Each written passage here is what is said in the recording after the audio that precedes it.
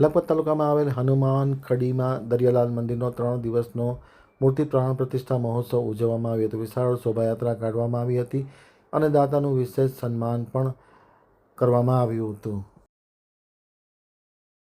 હવે જોઈએ દયાપર આમતક ન્યૂઝ બ્યુરોનો એક વિસ્તૃત અહેવાલ. લખપત તાલુકામાં આવેલ હનુમાન ખડીમાં દરિયાલાલ મંદિરનો 3 દિવસનો મૂર્તિ પ્રાણ પ્રતિષ્ઠા મહોત્સવ ઉજવવામાં આવ્યો હતો. વિશાળ શોભાયાત્રા તેમજ દાતાઓના સન્માન પણ કરવામાં આવ્યા હતા.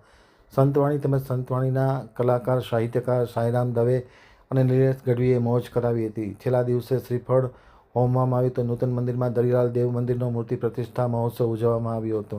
આ પ્રસંગે રાજ્યના પૂર્વ મંત્રી વાસણભાઈ આહિર અને સંતો મહંતો ખાસ ઉપસ્થિત રહ્યા હતા.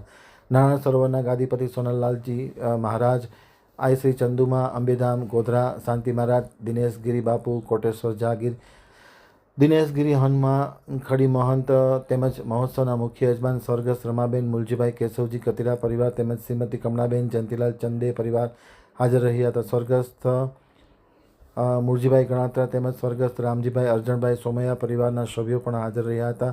આયોજન સમિતિ દ્વારા જહેમત ઉઠાવવામાં આવી હતી, જેમાં જયંતિભાઈ ચંદે, દીપક રેલોન, પ્રવીણભાઈ કેસરિયા, કમલેશભાઈ કેસરિયા, રમેશભાઈ કમાણી, નવીનભાઈ રૂપારેલ, વૈભવ કમાણી, હરેશભાઈ કેસરિયા, ભરતભાઈ તન્ના, પ્રકાશભાઈ કારિયા, વિનોદભાઈ ઠક્કર, દીપકભાઈ ઠક્કર, કાંતિભાઈ ગણાત્રા, અતુલભાઈ કતિરા, ચંદ્રકાંતભાઈ સોમૈયા, યોગેશ બારુ, લીલાધરભાઈ શેઠિયા ખાસ ઉપસ્થિત રહી જહેમત ઉઠાવી હતી.